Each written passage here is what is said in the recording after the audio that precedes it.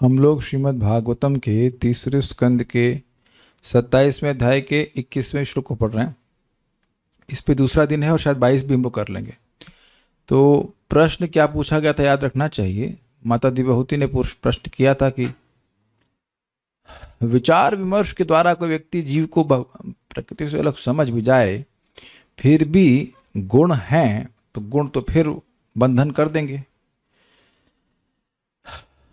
तो यहाँ भगवान कह रहे हैं नहीं, ऐसा नहीं है।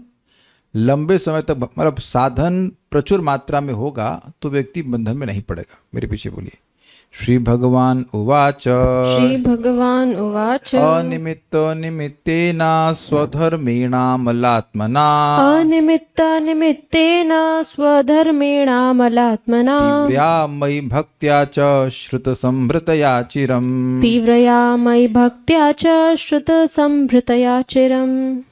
श्री भगवान उवाच अनिमित्त निमित्तेन स्वधर्मेणामलात्मना तीव्रया मयि भक्त्या च श्रुतसंभृतया चिरम्। श्लोक देख लीजिए। श्री भगवान उवाच, श्री भगवान ने कहा अनिमित्त निमित्तेन। इसको समझिए। निमित्त का मतलब होता है फल। अब मैं कहूं कि पुत्र निमित्तेना, पुत्र के निमित्त के द्वारा, यानी पुत्र रूप फल को प्राप्त करने के लिए। स्वर्ग निमित्तेना, स्वर्ग के निमित्त के द्वारा। मोक्ष निमित्तेना, मोक्ष के फल के लिए, मोक्ष फल के द्वारा जो काम किया जाएगा। अब मैं कहूं कि अनिमित्त निमित्तेना, तो अनिमित्त के फल के लिए, अफल के फल के लिए, मतलब हुआ कि निष्कामता के द्वारा। अब समझ में आ रहा है? ठीक है। द्वारा स्वधर्मेणा, यानी स्वधर्म का पालन करे, निष्काम भावना, उसके द्वारा अमल आत्मना, व्यक्ति अमल आत्मा हो जाए। अब प्रश्न है कि मल क्या है? मन का, मन की चंचलता ही मल है। थोड़ा समझ लीजिए इसका मतलब क्या है। मन की चंचलता किस रूप में होती है समझ लीजिए। भोग और त्याग। किसी चीज को स्वीकार करेगा, ये बड़ी अच्छी है, बड़ी अच्छी, बड़ी अच्छी, फिर उसी वस्तु को तुरंत वह कुछ समय के बाद त्याग देता है। ये देख रहे हैं मटेरियल लाइफ में हो रहा है कि नहीं? भोगते हैं, त्यागते हैं, तो मन स्थिर नहीं रह पा रहा है। Is it okay? तो जब मन पवित्र हो जाएगा तो भगवान में अपने आप स्थिर होने लग जाएगा। तो कैसे एक मन को पवित्र करने का तरीका क्या है? जो भी धर्म है उसको निष्काम भावना से करे। एक, फिर तीव्रया मयि भक्त्या च, मेरी तीव्र भक्ति के द्वारा, जो श्रुत संभृतया चिरम, जो सुनने के द्वारा परिपुष्ट हुई। संभृत मतलब पुष्ट हुई है, स्ट्रेंथन जिसे कहना है, तीव्र हो गई है। इस पर काफी व्याख्या हुई थी कैसे सुनने का प्रभाव भक्ति पर होता है। अब हम लोग प्रभुपाद जी के, ये अभी पूरा सेंटेंस नहीं हुआ है, सेंटेंस अभी पूरा नहीं होगा, 23वें श्लोक में होगा। इन सब के द्वारा व्यक्ति माया गुणों को जीतता है। अभी हम लोग प्रभुपाद जी के तात्पर्य को देखते हैं। इस प्रसंग में श्रीधर स्वामी की टीका है। जरा इनको माइक दीजिए, थोड़ा सा ट्राई माइक। हाँ, पढ़िए आप तात्पर्य, जरा पढ़िए, देखिए कुछ काम आ रहा है। पढ़िए ना, पढ़ो ना, पढ़ो। नहीं, अरे तो आवाज सुनाई पड़ेगा ना, तब हम जरा देखेंगे कि ठीक आ रही है। बोलिए, हिंदी पढ़िए, जरा पढ़िए। हरे कृष्ण। हाँ, थोड़ा पास में रखिए माइक। हाँ, बोलिए। इस प्रसंग में श्रीधर स्वामी की टीका है कि केवल प्रकृति के साहचर्य से ही कोई बद्ध नहीं हो जाता। ठीक है, तो अब आप समझ रहे हैं, कुछ समझे इसका मतलब। इस प्रसंग में, ये एक्चुअली तेलुगु जानते हैं, तेलुगु लिपि से हिंदी में पढ़ रहे हैं, साउथ इंडियन है। खैर, इस प्रसंग में श्रीधर स्वामी की टीका है कि केवल प्रकृति के साहचर्य से ही कोई बद्ध नहीं हो जाता। देखिए बात क्या है, जनरली शास्त्र जब पढ़ते हैं तो लैंग्वेज ना समझ पाने के कारण वहीं ऑफ हो जाता है। पहली लाइन समझना बहुत जरूरी होती है प्रभुपाद जी के तात्पर्य की। आप देखेंगे हर आचार्य की टीका की पहली लाइन बहुत इंपॉर्टेंट होती है। Have you notice that? उसको वो एक सूत्र मिल जाता है, उसके बाद आप आगे बढ़ जाते हैं। तो प्रकृति के साथ रहने से, रजगुण तमगुण और सतोगुण के वातावरण में रहने मात्र से व्यक्ति बद्ध नहीं हो जाता। किसी को याद है कि बद्ध क्यों हो जाता है? जब वह इस देह को, जो प्रकृति के गुणों का कार्य है, उसमें श्रेष्ठत्व बुद्धि होती है कि बड़ा अच्छा है, इससे मैं खूब भोगूंगा, तो फिर वो आसक्ति जो है वो बंधन का कारण होती है। एक बहुत सिंपल सी बात है। आप मान लीजिए नोएडा जाते हैं, आप गुड़गांव भी जाते हैं, बड़े बड़े मकान देखते हैं, तो मकानों के बीच में होने से आप आसक्त नहीं हो जाते हो, लेकिन जिस घर में व्यक्ति रहता है उसमें आसक्ति हो जाती है। I hope getting the point. केवल घरों में जाने मात्र से आप आसक्त नहीं हो जाते हैं। किसी बड़े आदमी घर में गए तो ऐसा ना मान लगता कि मेरा घर है, मेरा घर है। तो ये जो ममता आ जाती है, अहमता ममता, मैं देह और देह संबंधित वस्तुएं मेरी, वो बंधन का कारण होती है। बद्ध जीवन तो प्रकृति के गुणों से दूषित होने के बाद ही प्रारंभ होता है, यानी कि प्रकृति के गुणों के होने से आप दूषण नहीं होता है। जब मैं प्रकृति को भोगना चाहता हूं तब गुण मुझ पर उस प्रकार से कार्य करेंगे। यदि कोई पुलिस विभाग के संसर्ग में रहता है तो इसका अर्थ यह नहीं होता कि वह अपराधी है। जब तक कोई अपराधी अपराध नहीं करता तब तक पुलिस विभाग के होते हुए भी उसे दंडित नहीं किया जाता। बहुत सुंदर प्रपा तात्पर्य दे रहे हैं, इजीली, एकदम इजीली समझ में आ जाएगा। आप लोग नोटिस करते होंगे कि जिस दिन खूब चेकिंग चल रही होती है रेलवे के, रोडवेज की पुलिस के द्वारा, और अब आपके पास लाइसेंस नहीं है तब डर लगता है। अगर लाइसेंस है, गाड़ी की पेपर है, तो कुछ डर लगता नहीं, क्या गलती है, अपना हम निकल जाएंगे, ये बात है। इसी प्रकार मुक्त जीव भौतिक प्रकृति में रहते हुए भी उससे प्रभावित नहीं होता। देखिए, एक मुक्त जीव की अहमता ममता कहाँ होती है? मैं श्री कृष्ण का सेवक हूं और उसी ममता भी आगे कृष्ण मेरे स्वामी है, मैं उनकी सेवा करूंगा, इसीलिए कोई बंधन का डर नहीं लगता है। आप प्रैक्टिकल देख लो, सिंपल सी बात है। अगर कोई खाद्य वस्तु है वो भगवान को अर्पण नहीं है तो डर जाते हैं आप, नहीं ये नहीं खा सकते, या पूछ लेते हैं क्या ये ऑफर्ड है। So you see there is a sense of fear which is very good. और अगर कोई भगवान का प्रसाद है और को भूख लग रही है तो खाने में कोई संकोच होता है? कुछ नहीं संकोच होता है। कोई क्या दिक्कत है? कुछ भी दिक्कत नहीं है। इट्स वेरी वेरी सिंपल ना। कुछ भगवान के बारे में बात बोल रहे हैं तो क्या दिक्कत है? मुक्त है। तो बोलना बंधन कारण नहीं है, किस लिए बोल रहे हैं उसका फर्क पड़ता है। बहुत इजी बात है, समझ में आने वाली। यहां तक कि पूर्ण पुरुषोत्तम भगवान भी जब वे अवतरित होते हैं तो प्रकृति के साचर्य में रहते हैं, किंतु वे उससे प्रभावित नहीं होते। ऑब्वियसली भगवान का शरीर दिव्य है, वो तो है ही, लेकिन भगवान तो अपने सिस्टम से आते हैं ना, he comes from his transcendental potency. मनुष्य को इस तरह कर्म करना होता है कि वह भौतिक प्रकृति में रहते हुए भी वह कल्मश से प्रभावित न हो। तो कर्म करना क्यों बंद नहीं कर सकते बताइए फटाक से? क्योंकि कर्म के बिना, क्योंकि कर्म करना बंद नहीं कर सकते। We have to think, we have to do, कुछ ना कुछ तो करते रहना होगा। बस भगवान से संबंध में करना सीखना होता है। यद्यपि कमल के फूल का साहचर्य जल के साथ होता है किंतु जल उसे छू नहीं जाता। इसको भगवान ने गीता में क्या कहा है? पद्म पत्रम इवाम भसः, यही था ना। कमल का, अब बड़ा इंटरेस्टिंग, हमने वीडियो भी देखा है कि कमल की पत्ती है, उस पर पानी डाल देंगे तो ऐसे मतलब ड्रॉप ऐसे भागे जैसे मरकरी की ड्रॉप होती है। आप उदाहरण समझ पा रहे हैं? अगर कहीं मिल जाए किसी को वीडियो तो मुझे भेजना, मैं भक्तों के संग शेयर करूंगा। हमने देखा लेकिन मिला नहीं दोबारा। मरकरी होता है ना, मरकरी अब इतना स्लिपरी होता है, कहीं डालेंगे फटे से भाग जाएगा। ऐसे ही पानी की ड्रॉप कमल के पत्ते पे आएगी, खट से वहां से हट जाती है। बड़ा अच्छा लगता है देखने में। तो वो एकदम सही दृष्टांत है, बिल्कुल पानी के टच में, ऊपर बिल्कुल सूखा रहता है। यही वह विधि है जिस तरह मनुष्य को रहना है, जैसा कि भगवान कपिल देव ने यहाँ पर वर्णन किया है। अनिमित्त निमित्ते न स्वधर्मे न मलात्मना, यानी कि आपके जीवन में धन आएगा, संपत्ति आएगी, सब कुछ। क्या समझना है? सिंपल, ये सब भगवान का है और भगवान की सेवा में नियोजित करना है। अब लोग इतना बड़ा, उनको प्रभात बड़ा अच्छा कहते हैं, प्रारंभ में इसके लिए ट्रेनिंग की जरूरत होती है, क्योंकि लोगों को समझ नहीं आता कि अपने कर्म हम भगवान को कैसे अर्पित करें। ये समझ में आता है कि कर्म पत्नी को कैसे समर्पित किया जाए, पत्नी को कैसे कर्म दे रहे हैं, बच्चों को कर्म कैसे दे रहे हैं, समझ में आ रहा है कि नहीं आ रहा है?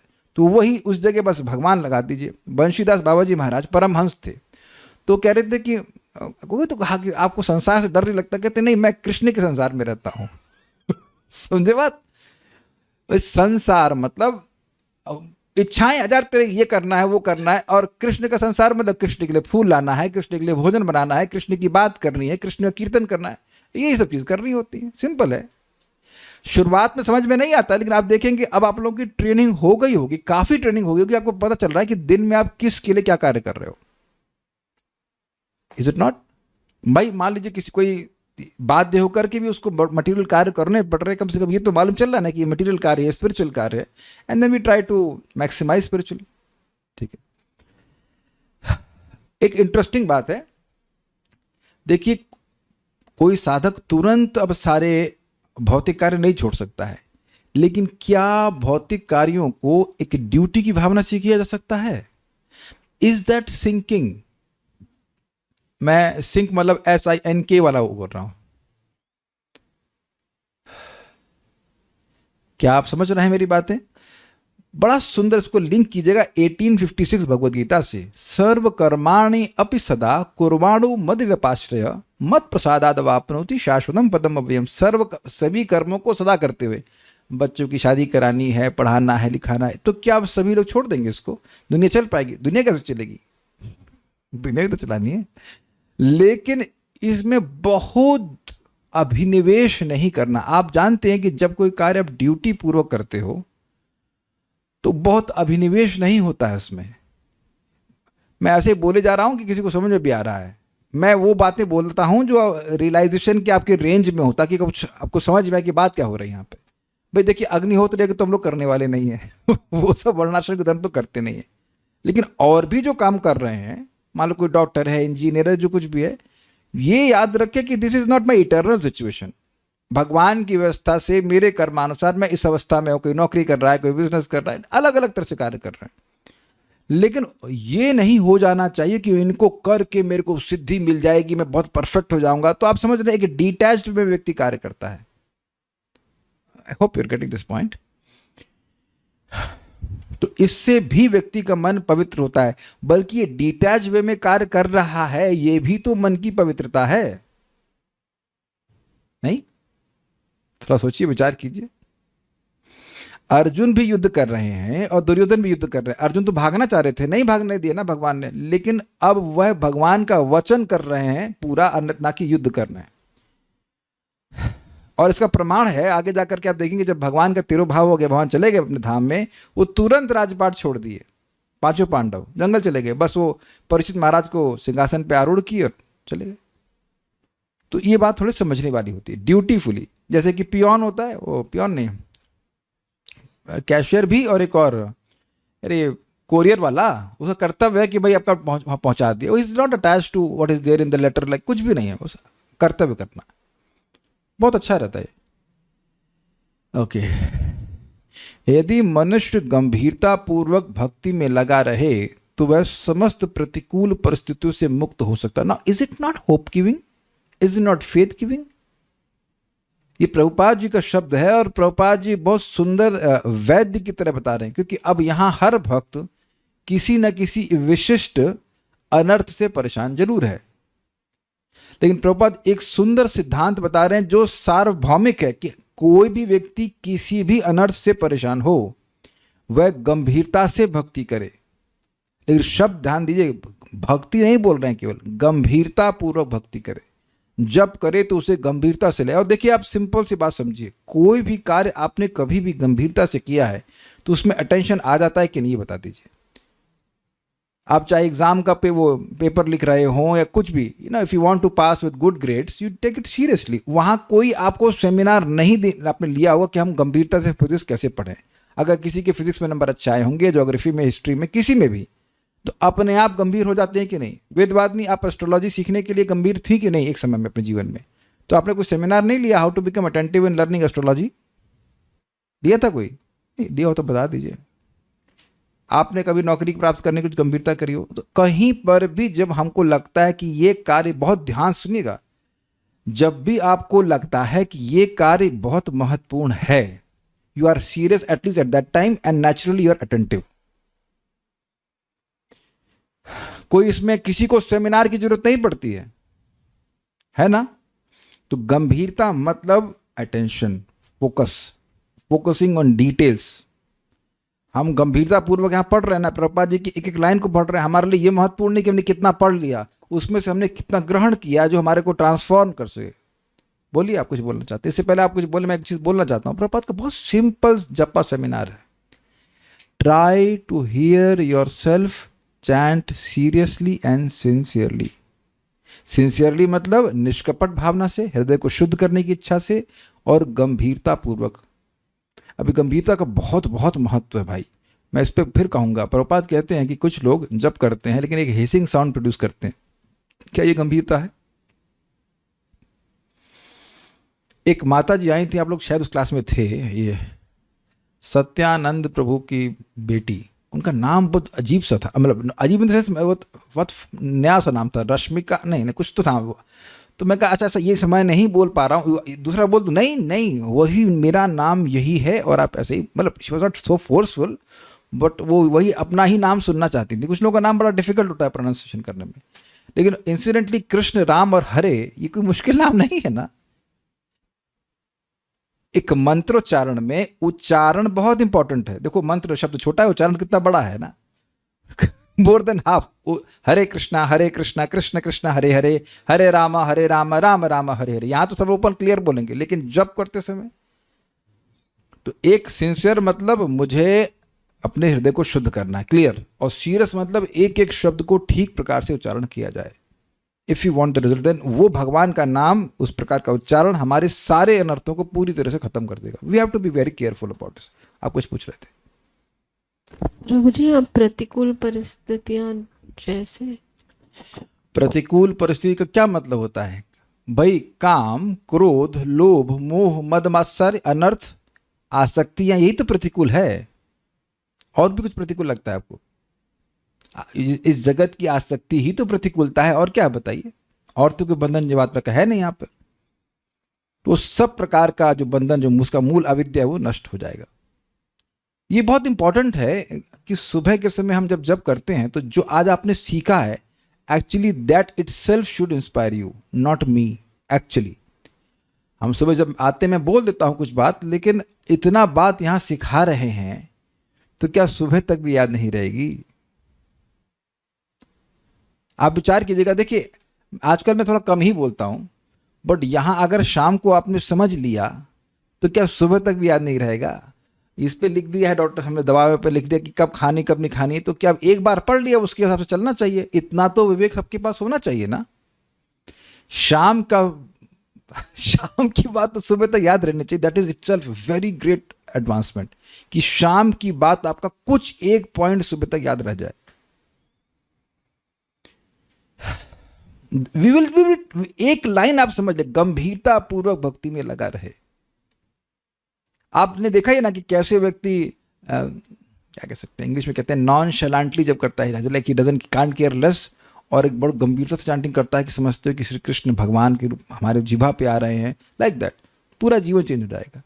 जो भी अनर्थ हम देख रहे हैं वो सब भगवान का नाम ध्वस्त कर देगा। जिस तरह यह भक्ति विकसित होकर परिपक्व बनती है उसकी यहाँ व्याख्या की गई है। तो अब यहाँ ही समझ लीजिए कि भक्ति में हम एडवांसमेंट कैसे करेंगे। प्रारंभ में मनुष्य को शुद्ध मन से नियत कर्तव्य करने होते हैं। इसका मतलब क्या है? मैं अपने मन को पवित्र करने के लिए, मतलब निष्काम भावना से अपने कर्तव्य कर रहा हूं, ये कह रहे हैं। फिर शुद्ध चेतना का अर्थ है कृष्ण चेतना। क्या मतलब है इसका? देखिए बड़ी मजेदार बात है, विच इज वेरी नाइस। जब दूषित चेतना होती है तो जिनसे कोई संबंध नहीं है उनसे ही संबंध अनुभव होता है, फाइन। और जब शुद्ध चेतना होती है तो जिनसे ही संबंध है उनसे ही संबंध अनुभव होता है। इजी। मामय वांशो जीवलोके जीवभूतः सनातन। भगवान भगवत गीता में कह रहे हैं कि मेरे भी अंश जीवात्मा हैं इस जगत। हाँ, हम देख रहे थे, कोई सुना कि नहीं ध्यान से? भी नहीं ही, मेरे ही है का मतलब क्या है? वेदवादी आप किन की हैं? भगवान की हैं। और मैं किन का हूं? भगवान का ही हूं। करुणा मित्रों किसके हैं? मेरे ख्याल से माया और भगवान दोनों के बीच में हाफ हाफ चल रहा है, आधा आधा आधा नहीं। तो आप सभी लोग भगवान के ही हैं। लेकिन व्यक्ति सोचेगा अरे तो थ्योरी लग रहा है, हम कहाँ भगवान के हैं इत्यादि इत्यादि। ऐसा हो सकता है। तो जिसके हैं अगर ये फीलिंग आती है तो उसी के प्रति कार्य करता है। कर रहे हैं कि नहीं? जिसको पति मानते हैं उसके लिए रोटी बनाते हैं, या जिसको नहीं मानते उसके लिए बनाते हैं? सिंपल ना। जी मानते ही बच्चे मेरे हैं तो उनके लिए कार्य करते हैं। अपने आप जब ममता होती है तो कर्तव्य बुद्धि उसमें आ जाती है, अपने आप के नहीं बताती। हमको पता है वो डिस्कशन मजा आता है जो हम कुछ देख सकें। हम लोग कुछ देख ही ना सके, थ्योरी में बोलते चले जाए तो मजा नहीं आ रहा, कुछ फिर मजा नहीं आता। इस मटेरियल लाइफ से ही आपको समझ में आ जाएगा कि चेतना कैसे हमें प्रवृत्त कराती है कार्य करने के लिए। हम ये मानने लगते हैं कि मेरी पत्नी है, मेरे बच्चे हैं, या जो कुछ भी है, तो उनके लिए कार्य करते हैं सहज रूप से, वी जस्ट फील नेचुरल। उनके लिए कोई कठिनाई स्वीकार करने में भी बड़ी प्रसन्नता होती है भाई, है ना। वही कुछ भोजन के आइटम होते हैं जो बड़ा मुश्किल होता है बनाने में, फिर भी बच्चों से प्रेम है तो बनाती है माँ या पत्नी बनाती है अपने पति के लिए। और पति बाहर जाके काम करता है, कितना कितने कठिनाई में काम करता है। तो ये सब के पीछे क्या है? चेतना।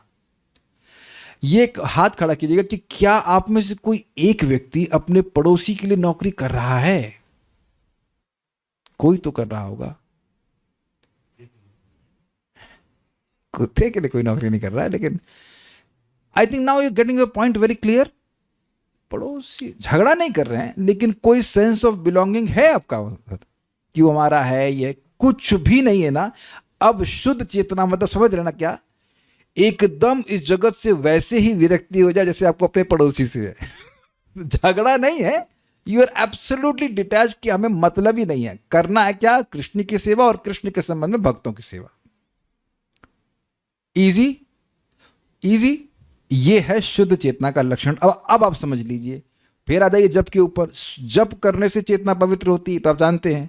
तो अब हर दिन आप जब अच्छे से चैंटिंग कर रहे हैं, करते जा रहे हैं, तो चेतना पवित्र होती जा रही है कि नहीं? और फिर क्या इफेक्ट आएगा? मैं कृष्ण का हूं, मुझे कृष्ण की सेवा करनी। आप देखेंगे कि पूरा दिन अगर जब अच्छे से हो जाता है सुबह, तो पूरा दिन एक उल्लास रहता है कृष्ण की सेवा करने के लिए। जैसे इस जगत में जिन लोगों से ममता होती है उनके सेवा करने में उल्लास होता है। उल्लास समझते हैं? उत्साह, ये है। तो अब ऐसे आज एक भक्त तो कल क्या नाम तो नहीं रखूंगा, अरे चाहिए क्या रिपोर्ट आई, जब देख लें। एक दिन कल 5:30 बजे शाम को, नहीं परसों, आज 5:30 बजे, कल 9:30 बजे। तो हमने कहा लग रहा है कि ट्रेन अब कल जो है 11:30 बजे रात में पहुंचेगी। तो आप कटाक्ष हम समझ गए। यानी कि अब जब को एकदम लीस्ट प्रायोरिटी डाल के रखा है। 5:30, 6:30, शाम को 8:30, कभी नहीं हुआ तो राधा रानी माफ कर देना, ऐसा ये नहीं। फिर मजा नहीं आएगा, मजा नहीं आएगा। फिर आपको वो फीलिंग, वो उत्साह महसूस नहीं होगा। ये दिस ऑल कृष्णा, बड़ा अच्छी बात मुकुंद दत्त प्रभु श्रील प्रभुपाद जी शिष्य कहते हैं, everything described in Krishna consciousness is with in the range of your experience. सुनाई पड़ा, समझ में आए, भूले क्या? जो बातें कृष्ण भावना में बताई जा रही हैं वो सब आपके अनुभव की रेंज में आ सकती हैं। चेतना को पवित्र करना है। This is very nice, this is very encouraging. कुछ समझ में आया मैंने बोला क्या? यहाँ पे मजा आ गया। अगर कुछ बोलना कि भाई नाम में असीमित सुख है, वो है आपकी रेंज में अगर आपका हृदय पवित्र है तो। और उसके बाद नीचे वाले सारे तो ले लीजिए। असीमित सुख है तो उसके बाद तो नीचे वाली सारी चीज आपकी रेंज में है। इसलिए आप ये नहीं कह सकते हो कि वो रेंज में नहीं है। तो शुद्ध चेतना का अर्थ है कृष्ण चेतना, जिसमें सहज रूप से जीव समझता है कि वह श्री कृष्ण का है। अपने आप उसको समझ में आता है। जैसे अपने आप अविद्या के प्रभाव के कारण अपने आप लगता है कि देह है कि कोई कराता है हमको। अब नेचुरल लगता है ना कि मैं देह हूं, है ना? कृष्ण उपाध्याय प्रभु लगता है आपको? नहीं लगता है? सोच रहे हैं, उधर देख रहे हैं, लगता है ना? अगर मन में किसी प्रकार का शोक है, किसी प्रकार की आकांक्षा है, भय है, तो पक्का देह अध्यास की वजह से। तो आत्मा का कोई मतलब नहीं दुनिया से, किसी के हम कुछ नहीं है। लेकिन जब भी शोक आ रहा है, कभी भी चेक करना, शोक मतलब देह अध्यास, क्योंकि देह में ही अध्यास होगा, देह में आम भावना होगी, तभी दुखी हो सकते हो आप, नहीं तो नहीं दुखी हो सकते, नए भयभीत नहीं हो सकते। मनुष्य को कृष्ण चेतना में नियत कर्तव्य करने होते। This is so brilliant, this is so nice. मैं कृष्ण का हूं। मान लीजिए हम चलिए गृहस्थ की बात कर रहे हैं, मैं श्री कृष्ण का अंश हूं, आत्मा हूं। तो पत्नी किसकी है? पत्नी पहले श्री कृष्ण की है, बाद में आपको उधार दी गई है। ये समझना चाहिए। ये महाराज समझा रहे थे प्रवचन में कि लोग, पति का बड़ा भावना होती कि मेरी पत्नी है, मेरा सेवा करे। नहीं नहीं नहीं नहीं, आपकी ही है वो, और किसी की नहीं है, श्री कृष्ण की नहीं है वो।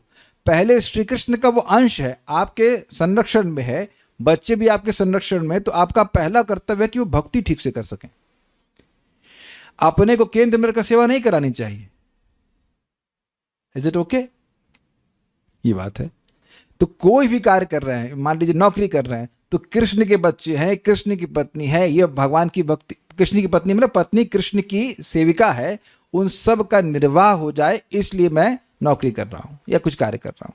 सो इसी वही कार्य करने का मोटिवेशन थोड़ा अलग हो गया, थोड़ा क्या बहुत अलग हो गया।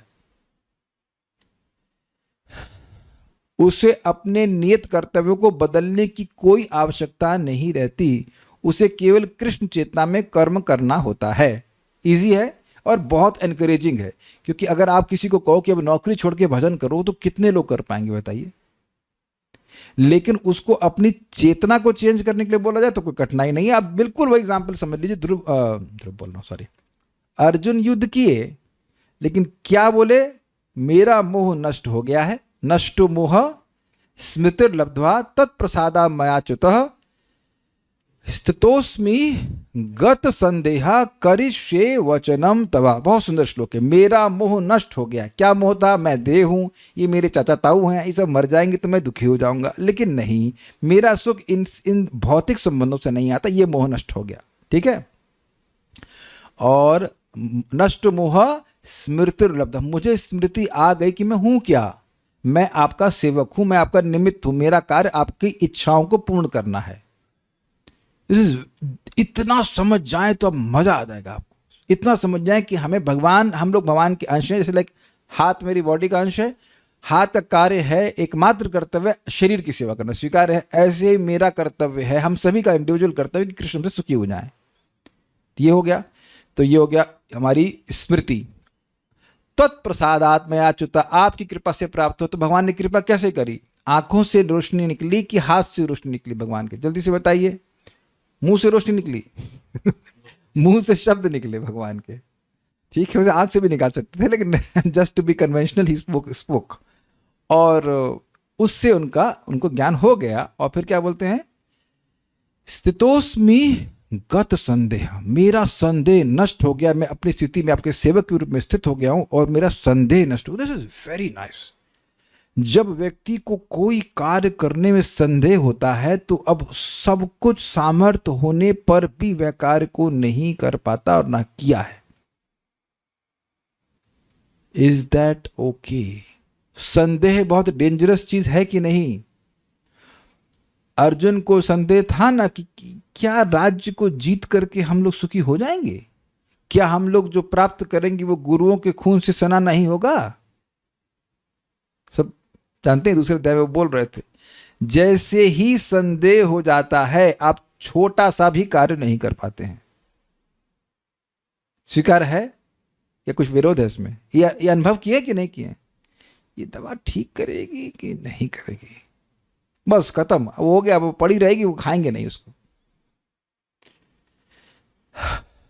तो यहां पर कृष्ण चेतना में कर्म करने का मतलब है कि कृष्ण इस कार्य से सुखी हो, ये बात है। बस उसमें वही कार्य, उस तरह से कर्म करना। कृष्ण भावना भावित कर्तव्य करते हुए उसे यह तय करना चाहिए कि उसके वृत्तिपरक कर्तव्यों से श्री भगवान कृष्ण संतुष्ट होते हैं। ये समझ में आ गया बात? लैंग्वेज समझाई? We has to make sure कि जो उसके कर्तव्य हैं क्या उससे श्री कृष्ण संतुष्ट हो रहे हैं। अब सुबह उठते ही पहले एक क्वेश्चन ये आएगा, हमें कैसे मालूम चलेगा कि कृष्ण संतुष्ट हो रहे हैं? देखिए, कृष्ण शास्त्र बोलते हैं, भगवद गीता बोलते हैं, और वैष्णवों को, गुरुजनों को रखते हैं इस जगत में।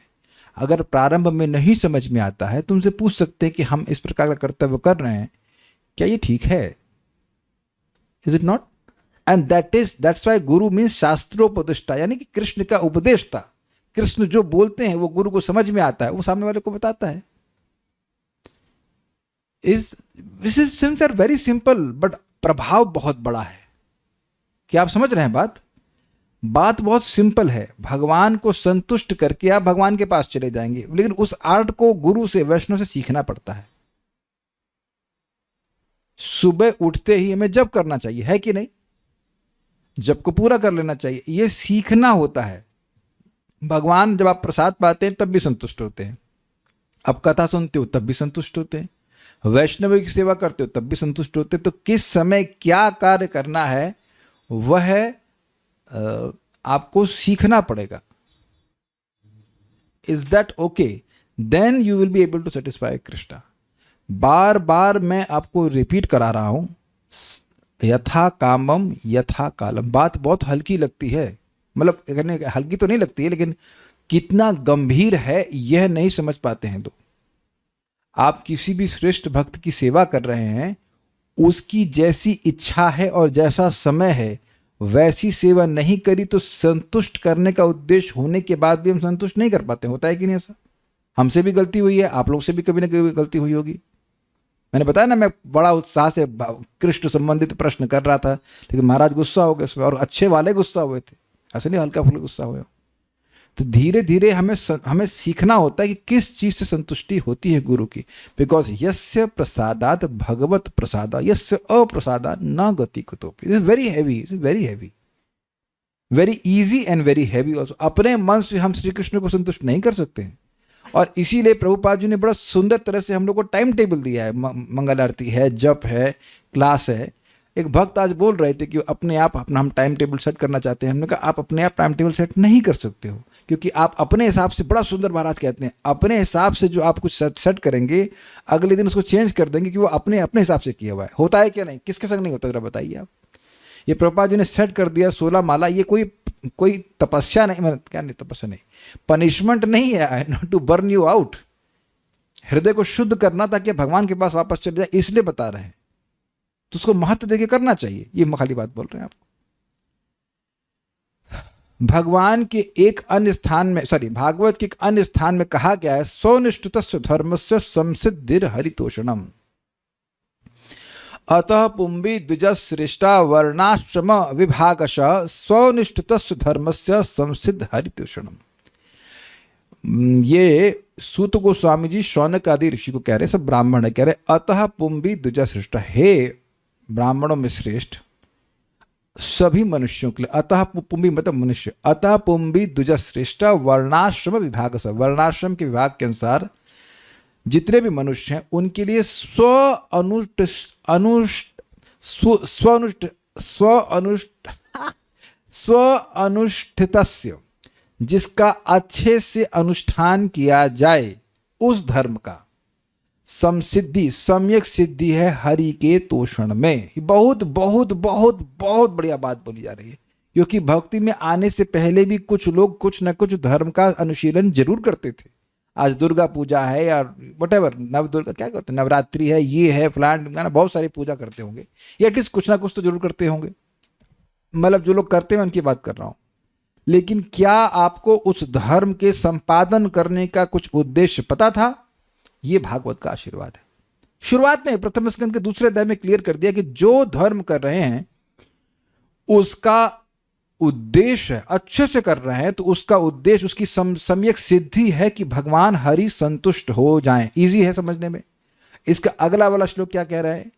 क्योंकि इस धर्म का उद्देश्य है हरि की संतुष्टि, और कोई उद्देश्य है ही नहीं, इसलिए तस्माद एकेन मनसा भगवान सात्वताम पति श्रोतव्य कीर्तितव्यश्च ध्येय पूजश्च नित्यदा। इसलिए कृष्ण आप वाद्य प्रभु पूछूंगा भी मैं क्या बोला, तो ध्यान से सुनिए आप। क्योंकि सारे पहले एक बार और समझी बात, मनुष्य तभी है जब धर्म का पालन करे, ठीक है, नहीं तो वह बिना पूछ वाला पशु है। ठीक है कि नहीं? पशु है, वो पूछ भी नहीं है। क्लियर? अब धर्म, इसका मतलब धर्म का पालन करना चाहिए और धर्म को अच्छे से पालन करना चाहिए। लेकिन धर्म का यानी धर्म का पालन करना मनुष्य की एक लेवल की सिद्धि है, नहीं तो पशु है। फाइन, परफेक्शन है। अब धर्म का परफेक्शन है हरि को संतुष्ट करना, दूसरा पॉइंट। अब तीसरा पॉइंट है कि धर्म की सिद्धि भगवान को संतुष्ट करना है, इसलिए एक मन से जो भगवान भक्तों के पालक हैं उनके बारे में सुनना चाहिए, बोलना चाहिए, स्मरण करना चाहिए और उनके पूजन करना चाहिए। जो समझ में आया वो बताइए, डांटूंगा नहीं, आप बताइए जो जितना समझ में आया हो। आपको जो समझ में आया वो बताइए, बोलिए, घबराओ मत, बोलो भाई। श्रवण के बाद कीर्तन होना चाहिए ना। हाँ बोलिए, माइक में बोलिए। यह कृष्ण पद है प्रभु। हाँ बोलिए। नहीं गलत होगा तो नाम बता चलने से ना। हाँ बोलिए, गलत क्या होगा, सिंपल है, बोलिए। बोलिए, बोलो। चुप, तेलुगु बुलवा दूंगा आपको। हाँ बोलिए, हाँ बोलिए। नेक्स्ट टाइम समझ में नहीं आया इनको, तेलुगु में बताइए। अरे तेलुगु सर, हिंदी में बताइए, क्या समझ में आया आपको? आप बहुत प्रॉम्प्ट कर रहे थे, बताइए। नहीं तो समझ में आ रहा है, धर्म संपादित कर रहे हैं तो हरि संतुष्ट होने चाहिए। तो हरि किससे संतुष्ट होते हैं? वेदवादी माइक बहुत पास में, जल्दी बताओ फटाक से, 4 में से कम 2 आइटम है तो बताइए। श्रवण कीर्तन स्मरण वंदन। वंदन नहीं था, पूजन। पूजन। फिर से याद कराइए। श्रवण कीर्तन स्मरण पूजन। पूजन। 3 चीजें फ्री की हैं कि नहीं? श्रवण कीर्तन स्मरण तो फ्री का है। भाई अर्चन में हो सकता 2 रुपये का आपको तुलसी लाना पड़े, फूल लाना पड़े, श्रवण कीर्तन तो फ्री का है ना भाई। आप सभी लोग के पास स्मार्टफोन तो ऑलमोस्ट होगा ही, तो वो उसका तो पैसा आपने कथा के लिए नहीं खर्च किया, सुनने के लिए तो है ही, उसके संग फ्री में मिल जा रही है कथा सुनने के लिए। That's how you become happy. और एक बात क्लियर आप समझ लीजिए कि जैसे तिलक लगाते हैं अपने ऊपर तो अपने रिफ्लेक्शन पे अपने आप आ जाता है, ऐसे ही जब भगवान को संतुष्ट करते हैं तो अपने आप संतुष्ट हो जाते हैं। अगर भगवान को संतुष्ट नहीं किया तो कुछ भी करता रहे व्यक्ति संतुष्ट नहीं होगा। इसलिए अपने को सुखी करने के लिए भगवान को सुखी करना चाहिए। याद हो रहा है कि क्या किन 4 चीजों से सुखी होते हैं? लीजिए माइक और सीखिए, पर नहीं तो क्या बीटेक किए हैं। हाँ, श्रवण से, स्मरण से, कीर्तन से और पूजन से। पूजन से। ठीक है, तो सिंपल तो है लेकिन अप्लाई न करना है। सिंपल है लेकिन अप्लाई करना है। अप्लाई ये करना है कि अब अपने जीवन को जितने भी हमारे कर्तव्य हैं, ड्यूटीज हैं, वो इन 4 के पीछे लगा दीजिए। Is that okay? कि क्या मैं कुछ कर्तव्य कर रहा हूं, ये कर रहा हूं, तो क्या भगवान के बारे में सुनने को मिल रहा है? ये आपका क्या कह सकते हैं उसको, राइट है। हम लोग उसमें fundamental rights and fundamental duties, नहीं ड्यूटीज नहीं था कुछ ना, फंडामेंटल राइट्स पढ़ते थे हम लोग। सो सिविक्स ना, सिविक्स में हिस्ट्री, मेरे बड़े अच्छे नंबर आते थे, बहुत अच्छा। तो ये बात आपको याद है, फंडामेंटल राइट है, महाराज बोलते हैं इसको, परम पूज्य राधा गोविंद महाराज की, ये आपका राइट है कि आपको जप करने के लिए मौका दिया जाए, ये आपका राइट है कि आपको कथा सुनने के लिए मौका दिया जाए। आपके फंडामेंटल मानव अधिकार के ऊपर हनन हो रहा है, वायोलेशन ऑफ ह्यूमन राइट्स, कि भगवान के बारे में सुनने को मौका ना दिया जाए या जप करने के लिए मौका ना दिया जाए। सबको समझ में आ गया? किसको ये 4 पॉइंट याद नहीं हुए हैं?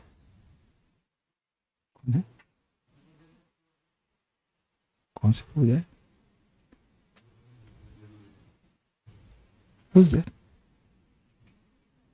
Oh, आइए बैठी। तो श्रवण कीर्तन स्मरण और पूजन, इसके द्वारा व्यक्ति भगवान को संतुष्ट कर सकता है। ठीक है, और इसको चैतन्य महाप्रभु से कैसे ने सिखाया? बोलो कृष्णा, क्या था याद नहीं आ रहा,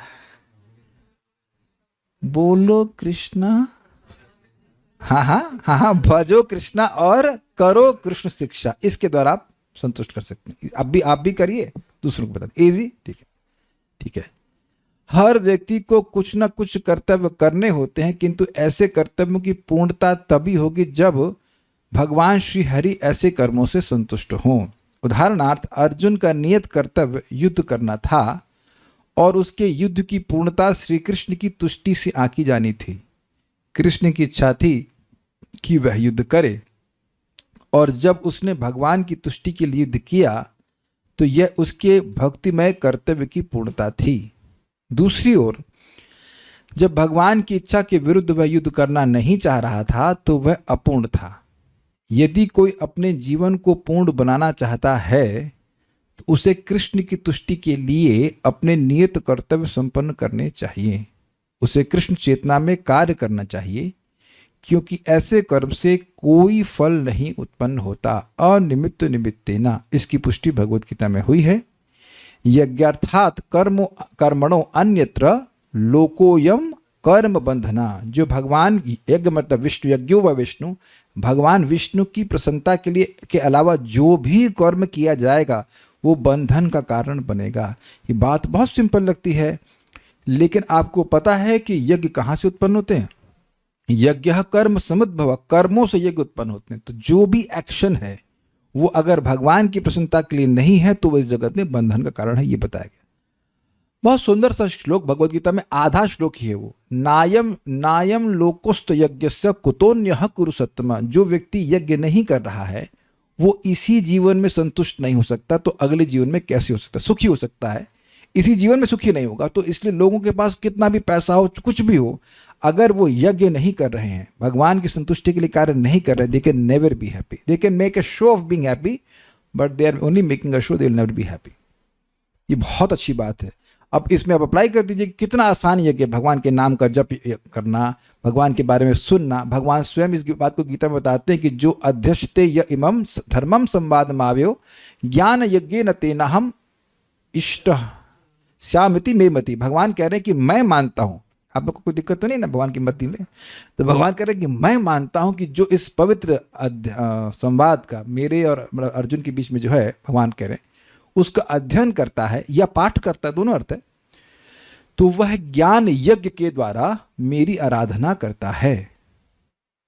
तो आप समझ रहे हैं, जैसे हम लोग ये भी पढ़ रहे हैं प्रभुपाद जी का तात्पर्य एक ये यज्ञ है जिससे भगवान संतुष्ट होते हैं.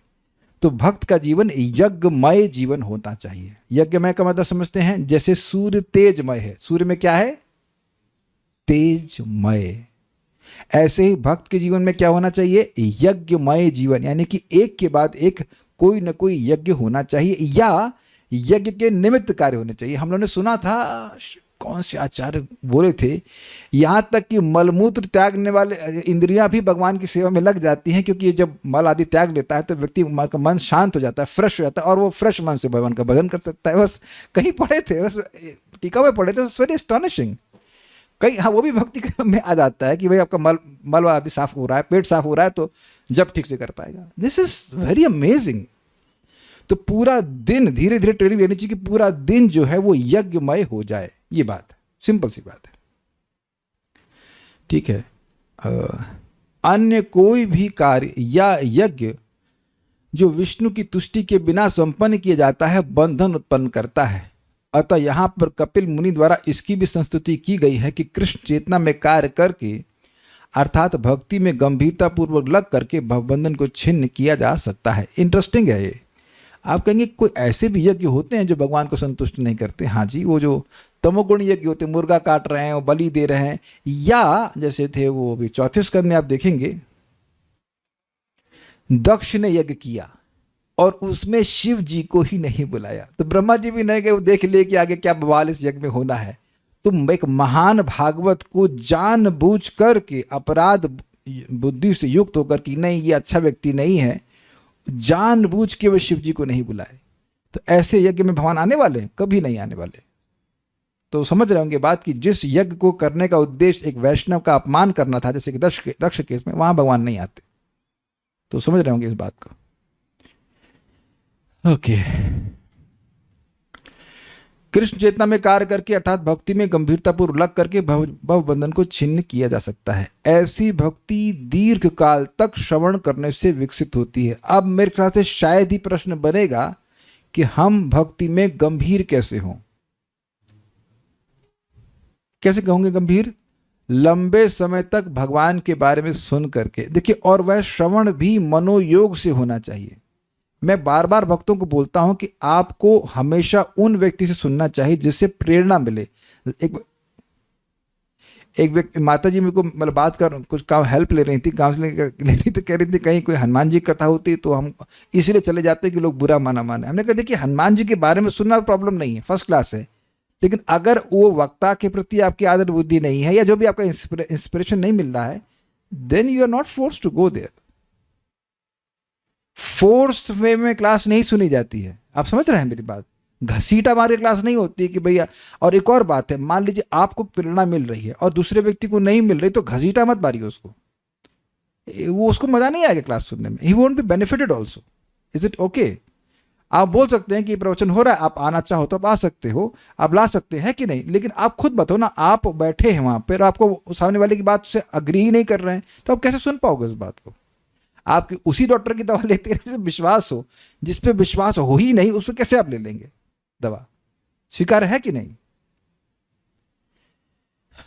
तो ये एक दिन में गंभीरता नहीं आती है. वही बातें बार बार रिपीट की जाती हैं तो बातें समझ में आती हैं. इसलिए कभी मत सोचिएगा कि रिपीट क्यों हो रहा है, क्योंकि बात धीरे धीरे डिसेंड करती, बल्कि वही बात बार बार सुनते हैं तो विश्वास होता है कि मैं ऐसे करना चाहिए. पहली बार में तो केवल सुन रहा है, ऐसे कहते हैं श्रवण दशा, स्वीकार नहीं कर रहा है, फिर जो सुनता रहता है सुनता रहता है सुनता रहता है, फिर आती है वर्ण दशा, मीन्स एक्सेप्टेंस। तो जब व्यक्ति एक्सेप्ट करता है देन उसको अप्लाई करता है। ये आप समझिए, इस पॉइंट को डाइजेस्ट करने में मुझे बहुत टाइम लगा। मैं अरे बोल तो रहा हूँ, काहे नहीं सुबह उठ के जब कर रहा है, नहीं वो स्वीकार ही नहीं करेगा, उसको स्वीकार ही नहीं हो रहा है, हम तो कभी भी करेंगे whatever. It takes lot of repeated hearings to accept things which are standard. जो स्टैंडर्ड वर्जन है उसको भी स्वीकार करने में बहुत टाइम लगता है। ये भगवान बोल रहे हैं ना, एक बार में थोड़ा नहीं बात समझ में आ जाती। अच्छा हमारे सारे दुख इसी है कि हम भगवान की सेवा नहीं कर रहे, बस इसी से दुख आ रहा है। अरे क्या बात कर रहे हो, वो आदमी दुख दे रहा है, वो आदमी दुख दे रहा है। नहीं, तुम अपने दुख का निर्माण स्वयं कर रहे हो। It takes some time to digest. इसीलिए सुनते रहना चाहिए, सुनते रहना चाहिए। हर बार का कुछ श्रवण आपके हृदय में अंदर ही जा रहा है। दीर्घकाल तक सुनना चाहिए। और दीर्घकाल का मतलब ये नहीं है कि कोई रिट्रीट में चले गए और सुबह से शाम तक सुना, बड़ी अच्छी बात है, उसके बाद अब 7 दिन तक 1 महीने तक कुछ सुना ही नहीं, वो भी काम नहीं करता है। आप जान रहे हैं कि कोई भी दवा जब रूट से प्रॉब्लम को सॉल्व करती है, इट टॉक्स अबाउट रिपीटिशन। सुबह इतने बजे, शाम को इतने बजे, दोपहर में इतने बजे, और बड़ा आसान लगता है ना, हाँ सुबह इतने बजे, शाम को इतने बजे, लेकिन वो रोज रोज करने का बहुत ज़्यादा प्रभाव पड़ जाता है। उम्मीद है कि बात समझ में आ गई होगी। बहुत लंबे समय तक बार बार श्रवण करने से व्यक्ति गंभीर हो जाता है। कीर्तन तथा श्रवण तो भक्ति योग का शुभारंभ है। मनुष्य को चाहिए कि भक्तों की संगति करे और उनसे भगवान के दिव्य प्राकट्य कार्यकलापों, उनके अंतर्धान आदेश आदि के विषय में सुने। ये एक इंटरेस्टिंग बात है कि जब भक्त लोग बताते हैं कि भगवान का ये आदेश है, तब हमको मालूम चलता है कि भगवान को हम संतुष्ट कैसे कर सकते हैं। आज मैं बहुत हमको अच्छा लगा था, सिंपल सा पॉइंट, पत्रम पुष्पम फलम तोयम युमे भक्त्या प्रयच्छति तदहम भक्ति उपहर्तम अश्नामि प्रेतात्मा। सब आप जानते हो इस बात को, लेकिन आप सोचिए जो अनंत कोटि ब्रह्मांडों के मालिक हैं वो आपसे एक पत्ता मांग रहे हैं। कभी सोचा है कि ऐसा क्यों कर रहे हैं? देखिए एक बात तो ये कि आपको वो कोई इनकन्वीनियंस नहीं देना चाहते हैं। अगर आप किसी के घर में जाएं कि आपके लिए मैंने क्या 4 चीज़ रेडी करी, क्या पत्ता, कुछ फूल और थोड़ा सा पानी और एक फल, तो आप नहीं मानेंगे कि बहुत प्रेम करता है आपसे, है ना? कानू प्रेम माता जी, मानेंगे आप? थोड़ा पत्ता थोड़ा पानी दे दिया तो। लेकिन भगवान इतने केयरिंग, इतने अफेक्शनेट है, वो तो पहले से पूर्ण है। बेटा तुम इतना भी दे दोगे तो भी मैं संतुष्ट हो जाऊंगा। और वो मुर्गम मटनम नहीं बोल रहे हैं। प्रभुपाद अपने लेक्चर बताते हैं, ही इज नॉट सेइंग प्याजम लहसुनम मटनम, no, so he is very explicitly telling you what he likes. आप थोड़ा से भी सेंसिटिव होंगे ना इस बात को, तो बड़ा मजा आएगा इस बात पर विचार करके कि अगर आपको कोई चीज पसंद है, तो अब मैं ये पूछूं कि काहे पसंद है? काले कृष्ण आपको करेला क्यों पसंद है? आप सोचते आप नहीं बता सकते क्यों पसंद है। आप बोलेंगे ये होता है वो होता है, नहीं, आपको बस अच्छा लगता है। तो अगर कोई करेले की सब्जी बना के देगा तो संतुष्ट हो जाएंगे कि नहीं आप? Try to look at Krishna as a person. वो आपसे जो बोल रहे हैं देने के लिए, वो दीजिए उनको। यथा कामम यथा कालम। आपसे सोना नहीं मांग रहे हैं, मांगे हैं गीता में कहीं सोना मांगे? जरा बताओ भाई कि सोना दो, चांदी दो, उसे खा नहीं सकते ना। फूल तक भगवान खा जाते हैं। This is so nice, this is so nice. भक्तों का उत्साह होता है, देना चाहिए। और आपको याद हो जब भगवान श्री कृष्ण हस्तिनापुर से द्वारका लौट के आए हैं, तो हर प्रकार का व्यक्ति, यहां तक कि वैश्याएं भी द्वारका में थी, वह भी आती हैं और वह भी भगवान को दीप देती हैं। और जो जो व्यक्ति जो जो वस्तु दे रहा है, सब ठाकुर जी, सब भगवान स्वीकार कर रहा है। This is so nice. क्या आप लोग, मैं जो बोलना चाहता हूं, उसको रियली फील कर पा रहे हो इस बात को? आपको बहुत श्रद्धा बनेगी। आपको जो वस्तु पसंद है वो आप दें, आपको कोई दे तो आपको कितना अच्छा लगता है। ये हमसे व्यक्ति कितना प्रेम कर रहा है। He knows my taste, you know. मुझे अरहर की दाल पसंद, मान लीजिए कोई भाई, प्रभु जी उड़द की दाल देंगे आपको, उसमें लस वाली, दोबारा कभी शक्ल नहीं दिखाएंगे उस घर पर, कभी नहीं जाएंगे, हमको बहुत खराब लगती है। हमारी मम्मी बोलती थी खा के देखो, हमने कहा नहीं खा के देखेंगे, पिछली बार खा के देख लिया, हमको नहीं पसंद है। है कि नहीं? You have to understand Krishna as a person. Although भगवान तो उड़द दाल भी खा लेते हैं, but point what I am trying to say कि ये समझे इस बात को। तो ये आदेश मालूम चला ना भगवान से, तो जो व्यक्ति भक्त है वो भगवान के आदेश को मान करके खूब उत्साह से भगवान की सेवा करेगा, अपना भाग्य समझते हुए। उम्मीद है कि बात समझ में आ रही होगी। ये सुनने से आता है, और नहीं तो व्यक्ति आलस करता रहता है, क्या बनाए क्या करे, जो भी। श्रुति अथवा शास्त्र, शास्त्र होना चाहिए, शास्त्र नहीं होना चाहिए। श्रुति अथवा शास्त्र दो तरह के होते हैं, एक जो भगवान द्वारा कहे गए हैं और दूसरे जो भगवान तथा उनके भक्तों के विषय में कहे गए। भगवत गीता पहले प्रकार की है और श्रीमद् भागवत दूसरे प्रकार की। ये श्रुति और स्मृति के बारे में बोल रहे हैं, मतलब श्रुति मतलब जो डायरेक्ट भगवान से आता है, और स्मृति जो श्रुति के अनुगत में अन्य ऋषियों ने लिखी हैं। मनुष्य को चाहिए कि गंभीर भक्ति सेवा में स्थिर होने के लिए उसे ऐसी श्रुतियों का महीने में एक बार श्रवण विश्वसनीय स्रोतों से करे। ये लिखा हुआ ना। अरे अच्छा, सच बोल रहे हैं तो फिर आप लोग हंस रहे हैं हम पर। यही तो चाहते हैं ना लोग कि हम महीने में एक बार सत्संग कर ले।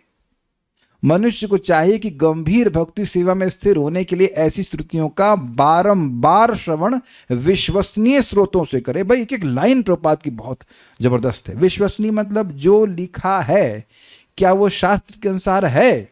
इसलिए हम बहुत खुश हैं कि हमें कुछ एक्स्ट्रा बोलने की जरूरत नहीं है और ना ही आप मुझसे एक्सपेक्ट करते हो कि मैं एक्स्ट्रा बोलूं। This is very nice. ना तो आप हमसे उम्मीद करते हो कि मैं कोई कहानी सुनाऊं, चुटकुले सुनाऊं। It may come in the course of class, लेकिन मैं चुटकुले सुनाने नहीं बैठा यहाँ पर।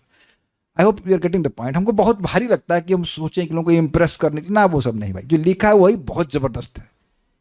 ये देख लीजिएगा, कोई साधु बोल रहा है तो क्या शास्त्र से मैच करके बोल रहा है कि वो अपने मन से बोल रहा है। अगर वो अपने मन से बोला तो कृपया मुझसे मत पूछिए। प्रभु जी हम वहां वही प्रवचन सुन करके आ गए और हमने कहा था उनसे, जिनसे सुना है उनसे के पूछ, मुझसे क्या को पूछ रहे हैं है कि नहीं। हम जो प्रवचन दे रहे हम बता तो रहे हैं, देखो लिखा है सामने। ज्यादा सोचने की जरूरत ही क्या है। मेंटल स्पेकुलेशन से किसी का लाभ नहीं हुआ है, ना कि कोई होने वाला है। आज आप ये हम ऐसे बोलेंगे, कल कुछ और बात बोलेंगे और व्यक्ति के ऊपर वो प्रभाव आएगा नहीं। देखिए बात सिंपल है, मैं एग्जांपल दे रहा हूं, मैं नाम नहीं बताऊंगा मेडिसिन, जैसे कोई भी मेडिसिन है पेट की फॉर एग्जांपल। अब भैया ये सही कंपोजिशन है और उसको लिया जाएगा वैसे ही जैसे बताया गया है तो वैसा ही रिजल्ट आएगा। इसमें कुछ स्पेकुलेशन की जरूरत नहीं है ना, कुछ इसमें चुटकुलेबाजी की जरूरत नहीं है। उसी प्रकार से अगर हम चाहते क्या, हम चाहते हैं कि हम भक्ति में गंभीर हो जाएं, फाइन। उसका सूत्र प्रपात बता रहे कि नहीं बता रहे, क्या है, बार बार श्रवण विश्वसनीय स्रोतों से करना चाहिए। विश्वसनीय स्रोत has to be in bona fide परंपरा, न लेफ्ट न राइट। जो विश्वसनीय स्रोत है वह भगवान से आने वाली परंपरा में ही हो सकता है, अन्यथा कल्पना ही आएगी। किसी भी संबंध में भगवान कौन है, भगवान की कैसे प्राप्ति हो सकती है, वो कल्पना आए बिना रह नहीं सकते। महाराज समझाते हैं इस बात को बड़ी सुंदरता से। कौन सा न्याय बता रहे थे, कीटाक्षर न्याय ऐसा कुछ तो बता रहे थे कि कभी कभी कोई कीड़ा पत्थर को खाता है तो पत्थर खाते खाते ओम बना देता है। वो गुणाक्षर न्याय, हाँ गुणाक्षर न्याय, यस गुणाक्षर न्याय। गुण एक कीड़ा होता है, वो पत्थर खाता है तो पत्थर खाते खाते उसमें ओम बन जाता है। तो इसका मतलब ये नहीं कि वो वेद जानता है। कभी कभी कोई बात ऑटोमेटिकली कोई व्यक्ति बोल दे ठीक है, लेकिन इसका मतलब यह नहीं कि वो सार जानता है। हमको सबको प्रति समान भाव होना चाहिए। बड़ी अच्छी बात आप बोल गए, लेकिन समान भाव आप देह के स्तर पर रखेंगे क्या आत्मा के स्तर पर, और उसका मतलब क्या है वो सब व्याख्या नहीं कर सकते। B very careful about this. ऐसी भक्ति में लगने से वे माया के कलमश से मुक्त हो जाता है। तो आप क्या सीख रहे हैं, सार बार बार प्रामाणिक स्रोतों से सुनेगा, गंभीर हो जाएगा भक्ति में, तो अपने आप फिर माया से मुक्त हो जाएगा। श्रीमद् भागवत में कहा गया है कि श्री भगवान के विषय में श्रवण करने से हृदय प्रकृति के तीनों गुणों के प्रभाव से उत्पन्न समस्त कलमश से स्वच्छ हो जाता है। निरंतर तथा नियमित श्रवण करने से काम तथा लोभ या प्रकृति पर अधिकार जताने के कलमश के प्रभाव कम हो जाते हैं, और जब लोभ तथा काम घट जाते हैं तो मनुष्य सत्वगुण पद को प्राप्त होता है। तदा रजस्तमो भाव काम लोभादयश्च ये चेतेर एतेर अनाविद्धम तम सत्वे प्रसिद्धति। ये प्रथम स्कंद का श्लोक है, दूसरे अध्याय का। यह ब्रह्म साक्षात्कार, यह आत्म साक्षात्कार की अवस्था है। इस प्रकार मनुष्य दिव्य पद पर स्थिर हो जाता है। दिव्य पद पर स्थिर बने रहना ही भव बंधन से मुक्ति है। मतलब हमेशा कृष्ण चेतना में रहना कि मैं कृष्ण का सेवक हूं, और प्रकृति पर प्रभुत्व जताने की भावना कभी उदित नहीं होना। तो आपने ये कैच कर लिया ना, प्रकृति पर प्रभुत्व जताना अर्थात भोग वासना कैसे उत्पन्न होती है, रजगुण और तमोगुण से। याद आ रहा है गीता का श्लोक, काम ऐशा क्रोध ऐशा रजोगुण समुद्भवा। वहां भगवान हिंट दे दिए हैं कि काम क्रोध कहां से उत्पन्न हो रहा है, रजगुण से हो रहा है। तो रजगुण का संग नहीं करना है, शुद्ध सत्व की तरफ टेंड करते जाएंगे। जितना बढ़ते जाएंगे अपने आप ही व्यक्ति के सारे दुर्गुण, सारे काम आदि समाप्त हो जाएगा। ये बहुत ही बढ़िया बातें बताई गई है कि रूट क्या है। वही है प्रकृति पे प्रभुत्व जताने की टेंडेंसी, वो रूट से ही समाप्त हो जाती है श्रवण कीर्तन से। सो ये सब बातें हैं। और कुछ प्रपात इस पे कह रहे हैं? नहीं, अगला श्लोक हम कल देखेंगे, जल्दीबाजी में नहीं पढ़ाएंगे। कोई प्रश्न किसी भक्त का है तो। Milk products and grains are not mention where. मुझे नहीं पता आपने क्या बोला। अच्छा, वो कह रहे हैं कि पत्रम पुष्पम फलम तुयम, उसमें अनाजम तो नहीं है। अरे है अनाजम, बता रहे हैं आपको। और गैया भी बता दिया, क्या देंगे। कृषि गोरक्ष वाणिज्यम वैश्य कर्म स्वभावजम, गीता में है ना। कृषि और गो रक्षा, तो गाय की रक्षा किस लिए करें? गोबर के लिए ही केवल। गोबर भी चाहिए तो दूध भी चाहिए, वहां से दूध आ गया। और अन्नाद भवंती भूतानि, भगवान कहते हैं अन्न से ही जीवों का प्राण रक्षा होती है, तो अन्न भी आ गया। तो पत्रम पुष्पम फलम, तो वहां भी ले लीजिए और अन्न भी ले लीजिए और दूध भी ले, और भी हम सब भी लाना चाहते हैं। तो आप समझ गए कि सब चीजें अंडरस्टूड है कि सब चीजें सत्वगुण में रहती हैं। Okay, will stop here. और तो कोई प्रश्न है ही ना किसी का? ठीक है। ब्रह्मभूत सत्वगुण में होती है? जी नहीं, ब्रह्मभूत अवस्था दिव्य है। देखिए, एक बात आपको पता होना चाहिए, पता होगी भी, कि शुद्ध सत्व इज नॉट सत्वगुण अनअलॉयड विद रजोगुण एंड तमोगुण। समझ में आता है ये बात कि नहीं? यहां मिलावट का ही जमाना है। कोई व्यक्ति प्राकृत सत्वगुण में होगा तब भी उसमें कुछ रजोगुण तमोगुण रहेगा। लेकिन अब शुद्ध सत्व अलग चीज है। क्या कह रहे हैं? कुछ और पूछ रहे हैं। कह रहे हैं दाल अब आपको समझ में नहीं आता है कि दाल भगवान को अर्पण होता, तो चलिए चैतन्य चरितामृत पढ़ लीजिए, उसमें लिखा हुआ है कि मूंग की दाल की बड़ी बनाई चैतन्य महाप्रभु के लिए।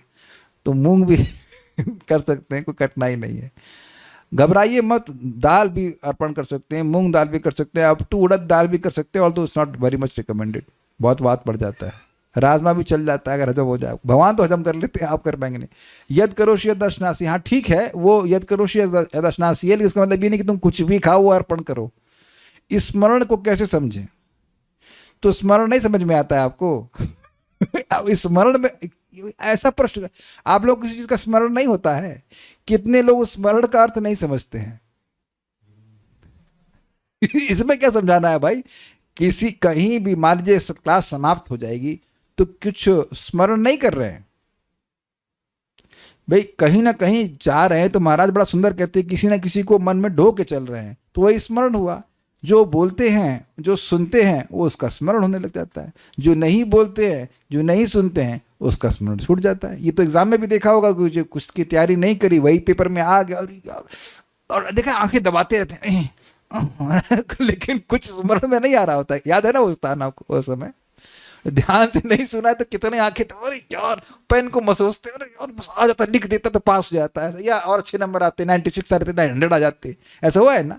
लेकिन जब श्रवण कीर्तन कमजोर है तो नहीं ना होगा स्मरण, और जब श्रवण कीर्तन स्ट्रांग है तो स्मरण होता चला जाएगा। ये बातें हैं, सिंपल, इट्स वेरी इजी। और कोई प्रश्न है? अब प्रश्न बना के नहीं करना है, ठीक है? हो गया, खत्म, स्टॉप। श्रीमद् भागवतम की जय, श्रील प्रभुपाद की जय, ताई गौर प्रेमानंदे।